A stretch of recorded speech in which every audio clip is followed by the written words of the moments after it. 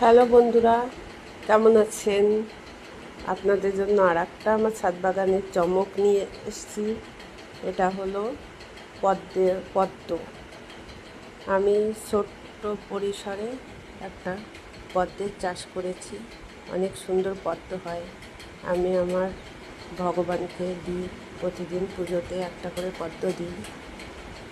আপনারাও লাগিয়ে দেখতে পারেন। সত্যি অসাধারণ আমার পদ্ম গাছ।